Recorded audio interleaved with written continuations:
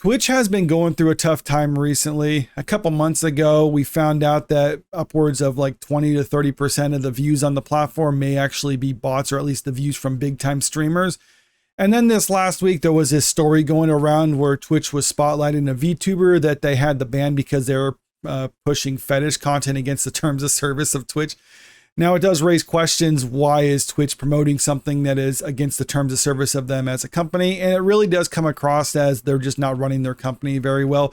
And that's not only online, but also offline too, because they had their annual TwitchCon event is going on right now. And during the first day of the event, streamer Emiru got assaulted during a meet and greet. And Twitch's response to that was not really the best. But before we really dive into this, if you're new to the channel, make sure you hit that subscribe button. And if you can, leave a comment and hit the like button too, because it helps me out. So here's a video of the incident in question. It's only a 10-second video, so I will play this. I'm sure most people are aware or have seen this by now because it is just kind of brief, but just take a look at it before we really dive into it. So you can see she's doing a meet and greet and a guy just walks up, hugs her. I think he tried to kiss her or something like that before security pushed him away. Now, I believe the security who actually intervened in this situation wasn't even TwitchCon security. It was just her own personal security who happened to be there. And she also made a statement later on saying that the security that she likes to have with her, the security bodyguard that she usually likes to have with her at these type of things, wasn't able to go because I believe it was last year he restrained someone and brought him to the staff security at TwitchCon, and they banned him for that because he was laying hands on someone. Like, I don't know. I mean, it seems like he just did his job, but in any way, they had to bring in a different security, and the TwitchCon security that was there just kind of let this guy walk by and come up to her without a second thought. Let's just play this again. So you can see he just walks up like not being chased by security or anything like that. And he actually gets a hold of her before someone decides to jump in and break it up. So obviously not a good look. Now, this situation right now, I'm not saying it's necessarily harmless. That could obviously be upsetting a woman who's in that situation. But there are situations like this that have occurred that have ended violently. What is it? There was that YouTuber, I think it's Christina Grimmie, I believe that was her name. She was doing a meet and greet at one point where a person came in from the crowd and then shot her before killing himself, and both people died. And I mean, which was a tragic situation. Now, if this guy had a gun here, I don't think there's really anything that you could have done in that situation, or maybe there's a lot less. But I mean, if you have active security who's doing a good job, it'd be a lot more likely that you could stop someone from doing anything as opposed to them just getting up into to her like that. Because there was some reports, at least initially, that he had a knife on him. Now that turned out not to be true, but imagine if he did have a knife, he could have just walked up and started stabbing her before anyone would have known anything otherwise. So clearly this could have turned out a lot worse than what it is, but thankfully this is all that happened. But still, Twitch's response to this sort of situation is not really the best one. They put out this statement last night, and here's what they say. The safety and security of those attending TwitchCon is our highest priority. The behavior displayed by the individual involved in an incident yesterday involving a high-profile streamer was completely unacceptable and deeply upsetting. Now, I just kind of want to put a pause on it for now, because they say it's a high-profile streamer, which is true, but does that mean if it wasn't a high-profile streamer, or if a lot of people weren't talking about it, would they have done anything? Because according to Emiru, she at least gives the impression that Twitch didn't care about this and pretty much was forced, because she's a high profile streamer, to actually act on this one as opposed to just letting the guy get away with it. In line with existing TwitchCon security protocols, law enforcement and event security were on site and responded to the incident. We immediately blocked the individual from returning to the TwitchCon premise, and they are banned indefinitely from Twitch, both online and in-person events. We are coordinating with the Impact Creators team, and per our standard protocols, continue to cooperate with any law enforcement investigations. We have increased security at the meet and greet attendee check-in point, and will have additional security personnel surrounding participating streamers. If you've RSVP'd for a meet and greet, please note that we are unable to accommodate +1s for the remainder of the event.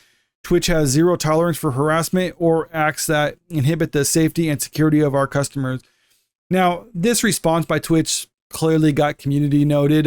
You can see right here, a Twitch staff originally allowed the assailant to walk away and only apprehended him and escorted him out when they were pressed to do so by Emiru's manager.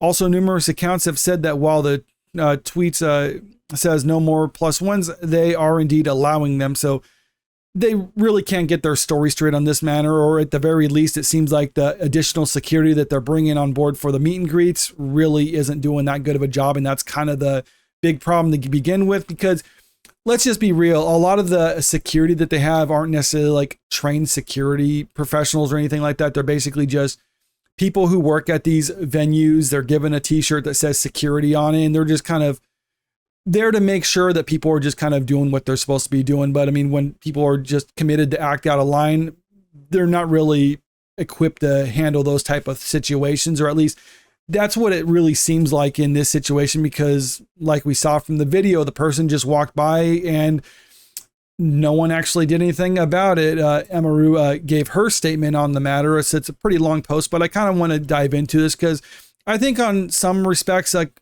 she's maybe going a little bit too hard on it, but on the others, yeah, she does kind of have a point here.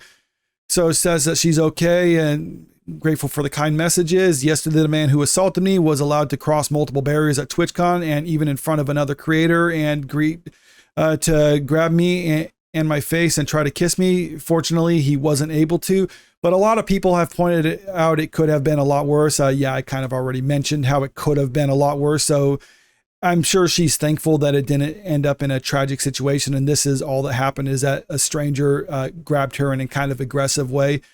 I'm obviously shaken up by what happened, and it's not the first time I've dealt with something like this, but to tell you honestly, I'm a lot more hurt and upset by how Twitch handled it during and after the fact. Like I said, I don't understand how he was allowed to make it to me in the first place. The security in the clip who reacted is my own security. It's true, my favorite and usual security guard was banned for holding a stalker's arm to bring him to the police at a past TwitchCon. However, there were at least 3 to 4 other TwitchCon security staff in the area who did not react and let the guy walk away. As you can see in the clip, since they don't even appear to in the frame, LOL. Now, this just kind of goes back to, if you want to get into a secure area, you just kind of act like you belong there. Just start opening doors and just start walking around and just act like it's normal for you. Don't look suspicious. And most people at these sort of situations won't even question otherwise, or very few people will question. And I mean, it's kind of like if you just hold a clipboard or something like that, you can pretty much get into a lot of places that you would ordinarily not have access to. And that's kind of what this guy did. Just walked up to her like there was no big deal, and the security staff didn't seem to question it at all, which is obviously something that they should be trained on, because this could have been a bad situation.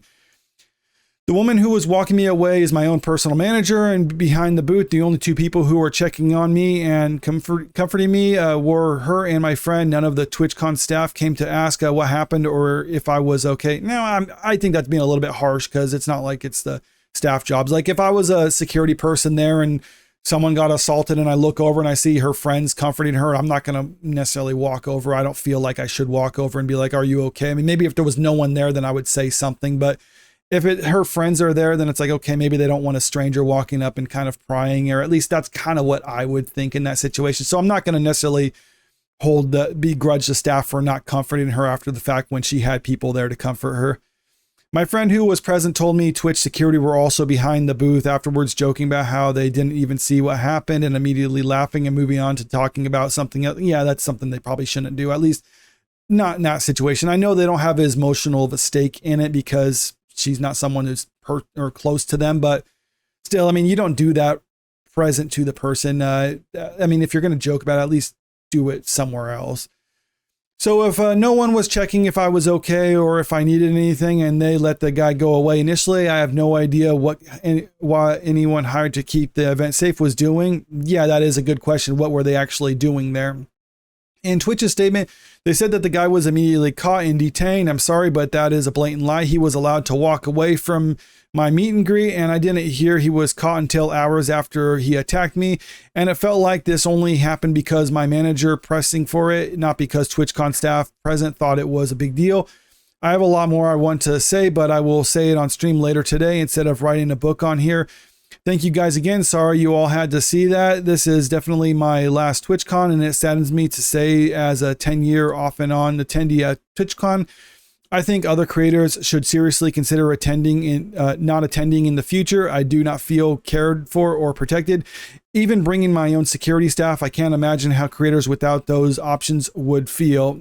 Yeah, that's a definitely valid criticism on her part. I think there was even statements from her in the past before this happened, or maybe it was afterwards, basically saying that she didn't feel comfortable going there without security that she normally have, but she kind of felt like she had to go to this sort of thing, even though there was other people within the streaming industry, I guess you could say that, who are calling this out or who are saying it's not safe for creators. Asmongold made statements back in September that's being shared right now, and he kind of commented on it in light of this latest incident. So Asmongold urges women to avoid TwitchCon 2025, criticizes Twitch's CEO over safety concerns. So after this latest thing, he decided to go off, add to this a little bit, because this statement from his came in light of the Charlie Kirk assassination. So he said that's not really the reason why he said people should avoid it. He said last year at TwitchCon, Nymflo and Wake Wilder were sexually assaulted. I'm sorry, I'm probably mispronouncing those names. I'm not familiar with these people. Live on camera, Twitch made no statement and pretended like this didn't happen. And then he's saying if this would have happened to women, you would have seen a different situation, which is, yeah, it's a big deal now because it happened to a woman there. To me, this proved an undeniable, cynical reality. Twitch doesn't care about sexual assault. They care about the optics of sexual assault. And what he means by that is, if you were to ask Twitch staff, like, why is someone getting assaulted at TwitchCon bad? And they wouldn't say it's bad because people shouldn't be assaulted. They would say it's bad because it makes us look bad as a company. And that's really the wrong answer for this sort of thing. But when you look at the response, you really can't deny that's probably what the issue is, which is why they were kind of dragging their feet and actually doing anything about this person, because they don't want to acknowledge that anything bad happened. They'd rather just kind of treat it as a mulligan and then just kind of move on from there, as opposed to getting all this bad press that they're getting right now. Under that reasoning, it can be assumed that Twitch would allow the same thing to occur again this year. Why wouldn't they? They got away with it last year. This is why my true reasoning was behind what I said. Even now, Twitch refuses to apologize to Emiru or even name her innocuous to the uninitiated, but obvious to the informed. And he's saying that the reason why they're trying to just brush this off is because, and not name her in their statement, is because they don't want to kind of boost what's going on with search engine optimization.